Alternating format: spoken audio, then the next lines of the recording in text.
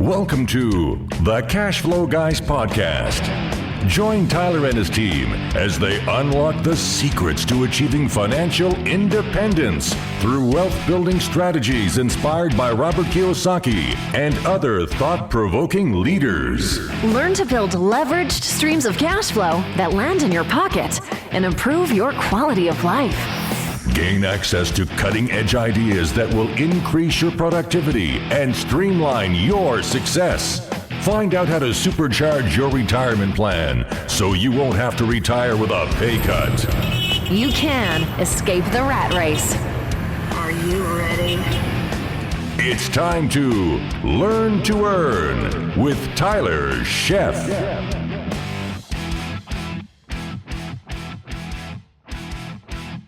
Welcome to the Cash Flow Guys podcast. Ladies and gentlemen, it's that time again. It's Friday morning. It's 6 a.m. I'm probably still in bed, being realistically, or I'm out fishing, but my show is available for you guys to listen to. It's another week to learn to earn. Today I've got a great guest for you, but before we get into that, I want to just cover a little bit of housekeeping, a little bit of information. Those of you that have reached out to us and joined the Facebook group, appreciate you being there and getting involved. If you have questions within the Facebook group, make sure you take the time to reach out to us and ask. And if you're not comfortable asking those questions in a group format, then just reach out to me individually. Shoot me an instant message or whatever through Facebook, or drop an email over to info@cashflowguys.com. I'd be happy to reach out and answer your email. And for those of you that don't know, what I've been doing lately to add a little more value to you is, in the event you send me a question via email, I try to respond with a video email. So, you know, I'm a little lazy around the edges, and sometimes I like to, instead of typing out a big book, and sometimes people don't understand or comprehend it as well when it's written versus in a video format. So I think that's a great way to respond, and I've been doing that to add additional value to you. A lot of people, we get a lot of great feedback on that because I can fully explain the answer. And sometimes I have a couple more questions to give you the answer I'm looking for, but we encourage you to reach out if you have questions, and we are here to help you. This week, we've got a fellow investor on the line with us today. We've got Mark Walker. He's the founder of Luxmana Investments, LLC. Now, Mark is the founder of this company, and their focus is residential and multifamily investments. And Mark was able to go from being a part-time investor with a full-time job in high tech, that's something I need some help with, to someone who quit the corporate rat race in pursuit of his passion, and now he thrives as a multifamily investor. A guy after my own heart. Love the multifamily thing. Mark, you with me? I sure am, Tyler. I'm really thrilled to be here. Thank you. Thanks for coming out. I appreciate it. Multifamily, I love that. That means you've done your homework, you've done your research, you've transitioned over from the other side, the forbidden side, so to speak. But I made that switch myself. That's right. It took a little time to get here, but you know, I love this space. You know, there's lots of ways to make money in real estate, but I'm biased. I think multifamily is the best way. I'm lazy. See, I just figured multifamily is so much easier for me. It's that was a lot of my motivation. I'm like, well, You know, it's funny that you say that, because a mentor of mine said something really early on. They used to tell me, Mark, the bigger the deal, the easier it is, you know, and it wasn't until I started doing multifamily that really truly resonated with me. It does, doesn't it? And it's funny because multifamily for me, I don't know about you, but it was intimidating. When I was a single family guy, I'm thinking, you know, when I have to look up at a property, I'm getting a little nervous. I love that when you have to look up. Yeah, and now Absolutely. I intentionally look up. Big difference. Yep. Absolutely. I'm not looking for first floor. Absolutely. You've done it once or twice. You see how big that pot of gold can be at the end of the rainbow. So it really is true. You know, the bigger the deal, the easier it is. You know, you're going to spend the same amount of time renovating a 10-unit apartment that you would, you know, spend renovating a 100-unit apartment. Absolutely. So, yeah. Absolutely. Now, you had said, we were talking a few minutes here before we got on the recorder. We were talking about escaping the rat race. And of course, the audience knows that I've done that, but you've also escaped the rat race. Yeah, I sure have. You know, my background is I started investing in 2004. Just shortly before that, I read that famous book, Rich Dad, Poor Dad. I swear, I bet 80% of your guests have probably read that book and were inspired by that book, right, Tyler? I hope so. If they haven't, I'm meeting on them every other week to make sure that's one of the first ones on their list. Absolutely. So, you know, that book really inspired me. So in 2004, my wife and I bought a duplex in South Denver. we owned that for a year or two. And what was really exciting, what really lit a fire underneath us, was that first property had a 36.5% cash on cash return in the first year. Whoa. Say that again. 30, because people are probably pulling over right now to start taking notes. 36% cash on cash? 36.5. Did the seller walk out of closing with their hands in the air saying, please don't shoot? No, they sure didn't. And I'll say, back then too, in 2004, it was a little easier because you were able to get interest only loans on residential stuff. That's a little harder. So, to be completely transparent, that's a little harder to do today. But that definitely lit a fire underneath me, got me very, very excited about the potential of real estate.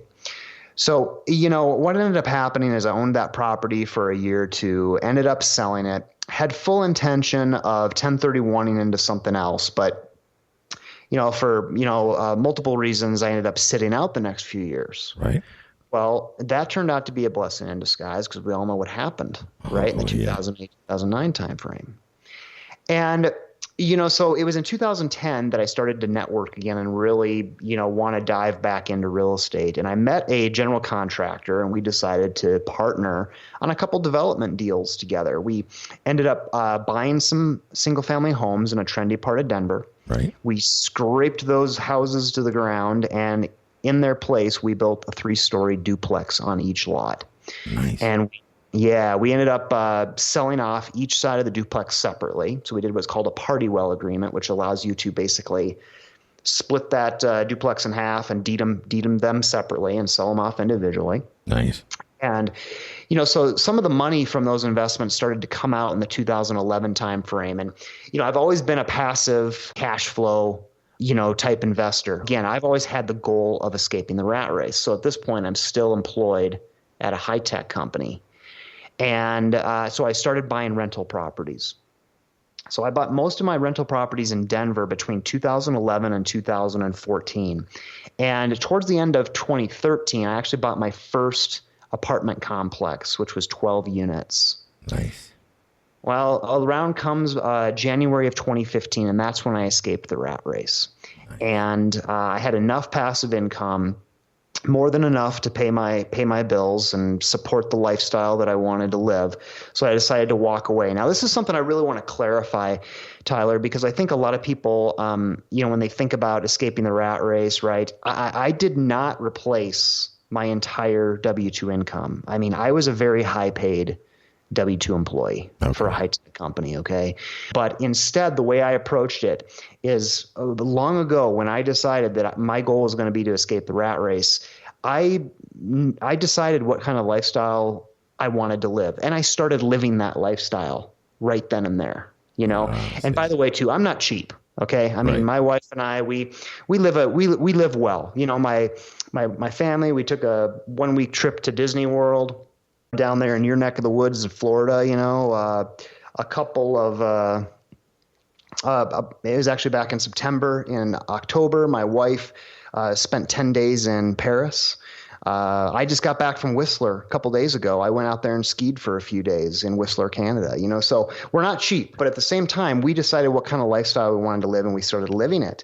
And once I had enough passive income to support that lifestyle 2 times over. So I raised 2x the passive, created 2x the passive income to live that lifestyle. Nice. That's when I decided to exit. So let me recoup there real quick. I just want to recover that because I think, just in case you guys didn't miss it, those of you that are listening, is you lived smart. You didn't sacrifice necessarily. In other words, you didn't give up your quality of life. You didn't live like a plumber on a doctor's income type of situation, but you lived well, but you lived practically to allow you to accomplish your goals, which was escaping the rat race. So in essence, absolutely. We talk about, I host I'm a master facilitator of the Cash Flow 101 game here in the Tampa Bay area, and I teach people that how you escape the rat race is, folks, for those of you that don't remember, we build our passive income until it exceeds our expenses. So if your expenses are low, or in this case, realistic, then it's a much easier, Mark, it's much easier for you to get out because you had realistic expenses.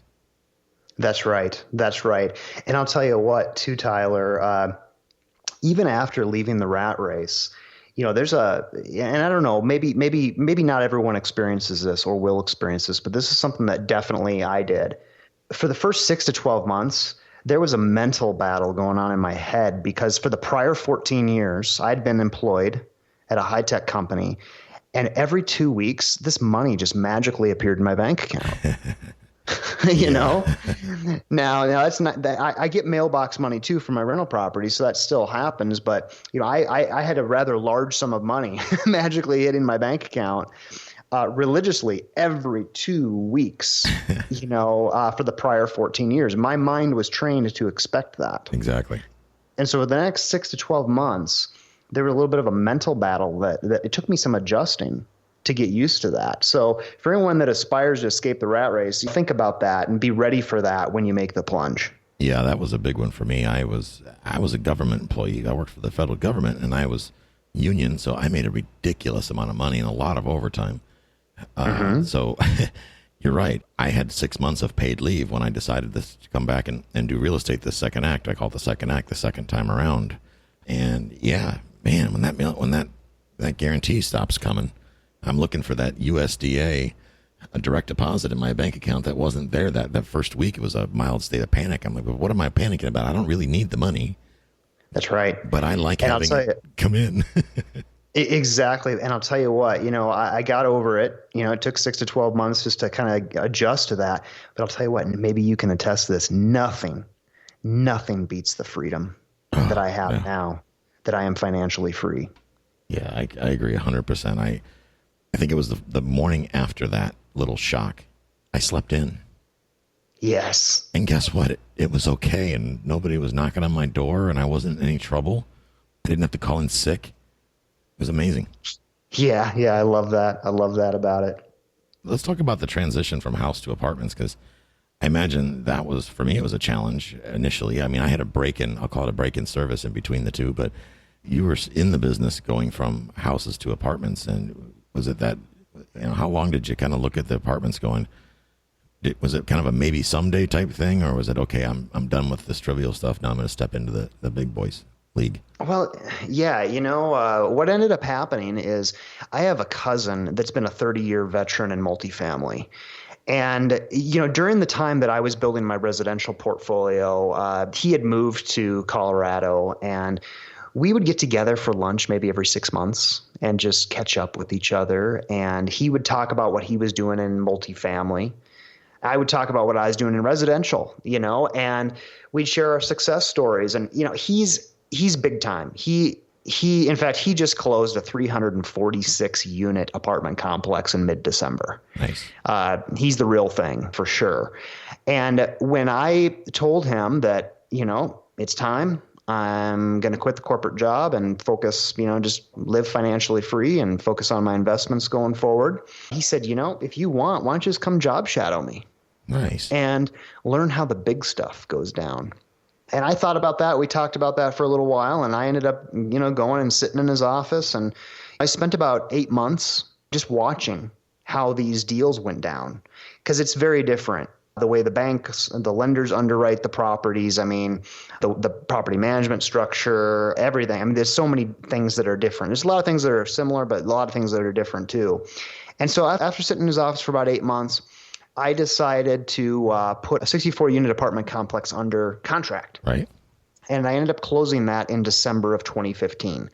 So less than a year after quitting my job, I bought a 64-unit apartment complex. That's outstanding. And one of the first questions I often get is, well, you didn't have a job. How did that work? Do now. Well, that's one of the things I love about the commercial space, about the multifamily space. They never once asked what my income was. They were more interested in my balance sheet and my experience. There you go. Yeah. And so I did that. I spent the first half of 2016 just renovating that property. My plan was to get the rents from, up to $1 per square foot per month, and ended up by the end of the first year, which was December of 2016, rents were $1.10. Nice. So it's always nice when you beat your pro forma. Now, your market, everything is in Colorado for you, or are you spread out across the country, or how's that work? Up until this 64 unit apartment complex, most of my investments were in Colorado, but I did go to Texas, that 64 units in Dallas, Texas area.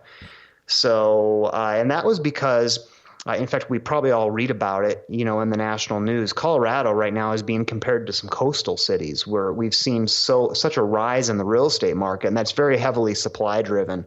Right now, in this market, when properties hit the market, their residential stuff is under contract in hours. That's crazy. It is crazy. So, hey, that's great because I still own a lot of residential properties here, rentals and stuff. But as far as my acquisitions, I'm looking out of state now.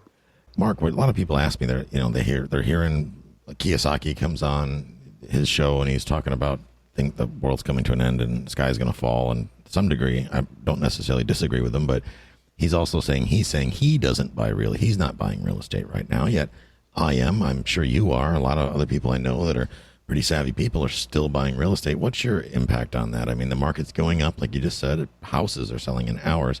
Apartment buildings are probably selling in a matter of weeks. Down in my market, 4, 5, 6 cap. Some people actually get excited about that.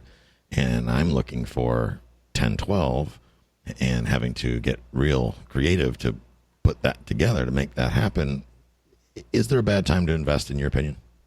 That sounds like a rather broad statement. Yeah. I don't think, to say broadly, there's ever a bad time to invest. I think though you have to do your due diligence, you have to know your numbers, and you have to be diligent, and know where to find the deals.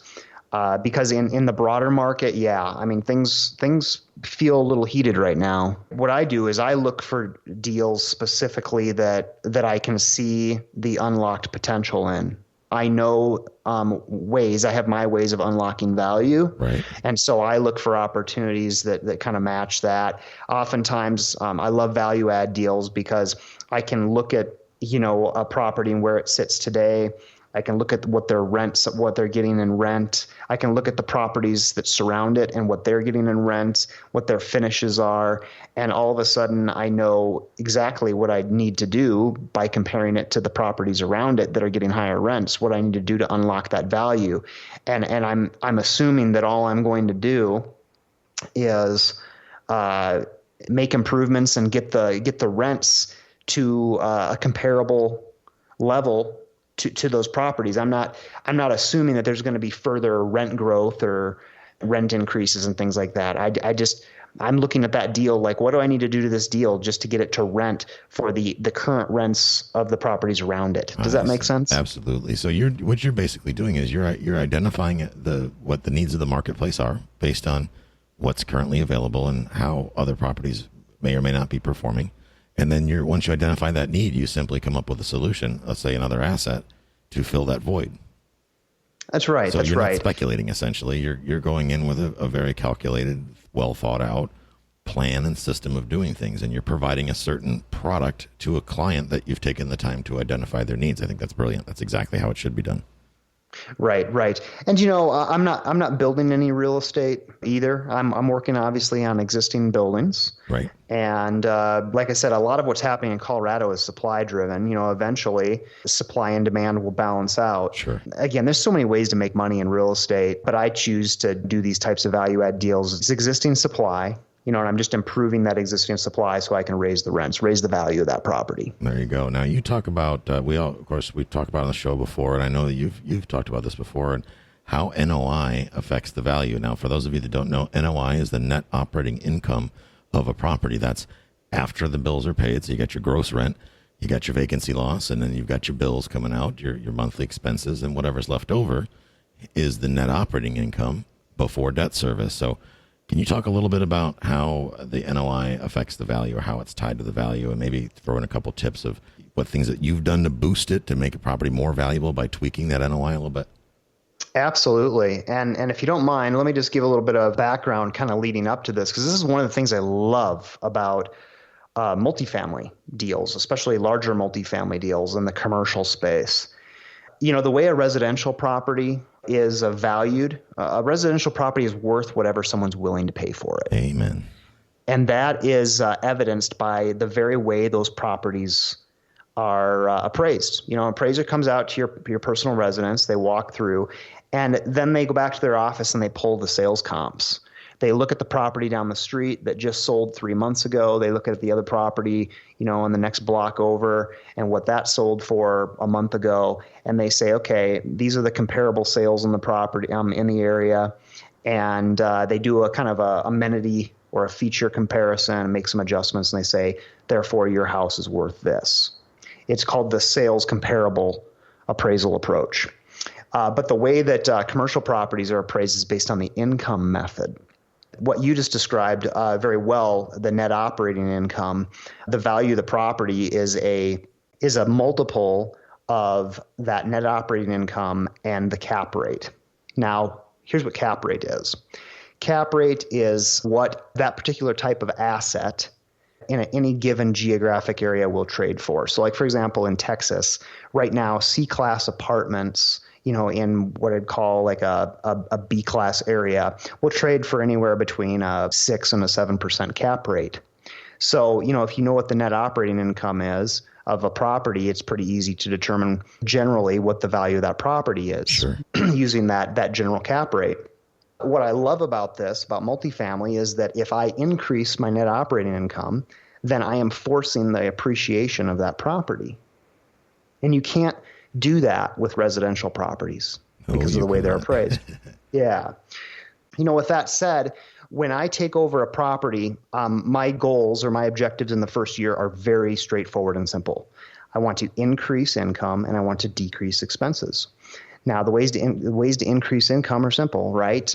You do interior improvements. You improve the apartments. What I do to do that is I typically go in and apply a very standard finish. Usually upgrade the flooring. Right. Usually go in, upgrade the lighting fixtures, make those more modern. Upgrade the plumbing fixtures as well. Just give it a real nice facelift. Fresh paint on the walls and things like that. Another huge thing that, at least recently, has resulted in very high ROI, the appliances. The 64-unit property that I bought had every single unit. The appliances were at least 20 years old. Oh, my. The wood grain front with the biscuit, almond biscuit. Yes, exactly. That was this property. I went in and I put in brand new black appliances, in addition to all the other finishes I talked about. Right. And, I was getting $125, $200 rent increases, wow. After applying this finish inside the interiors. That's strong. So that's a way to increase the income. Now, let's not neglect the expenses either, because there are ways to maybe renegotiate the trash contract, or in the state of Texas, you can actually choose your electric provider, and so you can actually negotiate a more attractive electric rates and things like that. But one of the things I love the most, because it helps the environment, but it also helps your bottom line, and it helps your residents, is water conservation. And what that is we went into every single unit. We replaced every single toilet on the property to be high efficiency flush toilets. Replaced plumbing fixtures. So we would put in low flow plumbing fixtures, everything from shower heads to faucets and things like that. Long story short, in the first year, we've saved over 2 million gallons of water at the property. Wow. That has decreased the water expense. But at the same time, I bill back for water to my residents. I was only billing back about 70% of the water prior to implementing the water conservation. And that was more of an issue because it would have just been outrageous, to charge the residents anymore. We would not have been competitive in the area. Right. But after doing water conservation, I was actually able to increase the amount of bill back, but also decrease the amount that my residents have to pay every single month for water. So it was a win-win-win, a win for the environment, a win for me, and a win for my residents. That's absolutely brilliant. I wrote that one down because I'm going to put that into play in my buildings. There you go. Save some money and do some good for the environment at the same time. Well, I'm glad you brought up that we talked about the NOI piece, because it's very easy to overlook the expenses. Even when we play the cash flow 101 game at some of my events, is that people often forget all about their expenses, because guys, if you want to get out of the rat race, one of the ways to do it obviously is to build passive income, but the other way is to reduce your expenses. owning apartments is no different. It's great to get high rents, but if you're not adding some value to the tenants, well, guess what? They're going to leave. When they leave, you've actually decreased your NOI because you've increased your vacancy rate. So doing things like this to lower your expenses, you picked up, if you eliminated that you were only billing back 70% of the water, which means you're eating 30% of it coming out of your expenses. And when you reduce that, that's a huge win for you as the owner. And of course, obviously, it's a benefit for a lot of your tenants as well. So that's awesome. Now, how long do you figure it usually takes you to, and I know this is probably a very general question, but to recover the cost of plumbing improvements with the savings? Is it a year or is it 5 years? What's that look like? Well, the amount of water and the decrease in the bills that we've seen has been about 40% on average. You know, it fluctuated in the first year. It probably went between 40 and 43%, but let's just call it 40%. So what is that? That's a 2.5 year recoup right there. That's quick. Not bad at all. Yeah. And when it comes to the appliances, you know, I'd say if I had to give a dollar amount just for the increase in the rent that I got for the appliances, it was at least $50, you know, because there were even some units that we would renew a lease and, you know, at the new market rate. And, you know, we'd go in and we would just replace the appliances, and it was easily $50 just there alone. The appliance package was, call it $1,100 right. For $50 more per month. That's $600. So, you know, make the math easy. That's a, 50% ROI. Nothing wrong in the with first that. year. 2 years, you recoup all that money back. Nothing wrong with that. So I did. Nothing wrong at all. Yeah. I see. That's beautiful. That's the thing, and that's the thing that a lot of people miss is. But, ladies and gentlemen, and Mark, please interrupt me if you don't think that I'm accurate with this statement. Is the ability to add value is very important when you're acquiring a multifamily property or any property for that matter, when you're especially going to hold it for cash flow. That said, be very careful that you don't reward the seller by overpaying for the property. And a lot of people do this. Well, they pay based on what it will do. And I'm seeing this a lot in my markets than the two markets I play in, that the people they're so deal hungry that they're overpaying for these properties, essentially rewarding the seller, the current owner of the property, for doing a less than excellent job maintaining and managing the asset. So right now your value add is diminished because you gave a lot of that value to the seller. So yeah, I think that is a really important point, and I completely agree with it. Yeah, in this crazy market, that's what we're seeing. Yeah, the sellers, you know, because everyone is so desperate for a deal, combined with the fact that, you know, real estate's just hot right now. People are overpaying for stuff, and they're paying for value that you have to create. Yes. You know, and that's just not right. I'll tell you, my deal flow would probably be a lot higher if I was willing to pay for value that I had not yet created. But I'm just not one of those guys willing to do that. So, you know, but that's okay, because I'm not desperate for a deal either. But I definitely look for opportunities to unlock value, and I'm going to be the one to benefit from that. Well, yeah, and the difference is that you're going to be the guy that stays in retirement instead of the guy that winds up, you know, offering themselves back out of retirement, because you can get out of the rat race just as quick as you know, or get in the rat race again as quick as you got out. Ask me how I know. Been down that road, had to get myself out more than once, but I'm out for good now. But that's a whole other story for another day. But that's outstanding, and I appreciate you taking the time today to cover this out. How you hit some important points here that I know the listeners are probably going to want a little bit more information. They're probably going to want to hear more. And I remember you saying something about a free gift for our listeners. What's that look like? Yeah. Absolutely. Just as a way of saying, hey, thank you for listening. I've written a guide. It's called 10 Not So Obvious Ways to Boost Your Multifamily Property NOI. And whether you are an existing multifamily owner, whether it be small multifamily or large multifamily, or whether or not maybe you're just interested in someday pursuing, you know, a larger multifamily deal, check this out. You know, there'll be something in there that you can benefit from. These are things I've learned along my journey, acquiring apartments and repositioning them. And so to get that, just go to my website, which is www.luxmana.com/cashflow guys. Awesome. And Luxmana, again, is spelled LUXMANA.com/cashflow guys. And then if people want to reach you directly, they can just go to just leave off the cash flow guys. If they have questions or whatnot as for it, they can go right through your website and get to you that way. Yeah, absolutely. Awesome. Definitely. And ladies and gentlemen, those of you listening, I'm going to put out the all of the links that he's provided here, this one being one of them, and of course his social media links and whatnot out to you in the show notes. So if you want to reach out to him directly or add him on, follow him on Facebook or Bigger Pockets or anything like that, by all means, click on that, like, share, and whatever. And I thank you for providing that the value. It's great to see when people are. That's why I have guests on my show, because I went through this struggle early on. Do I bring guests on or do I just do it myself? And I'm very careful about who I bring on my show because I want to make sure that there is exceptional value, and you've definitely done that today. So I really appreciate you taking the time for that. Well, I really appreciate it as well, and I really appreciate the opportunity as well. So I've enjoyed it. All right, Mark. Well, thanks again for coming. And ladies and gentlemen, just to recap here, we're going to talk today about looking at different ways to, number one, escape the rat race, but more importantly, once you are doing deals, how to get your NOI up. So we're going to put some more information about that in the show notes. There will be a link to Mark's gift there in the show notes. Make sure you click on that link and register. One of the great ways that I learn a lot of what I've done over the years is by getting a lot of these informational emails. This is powerful stuff.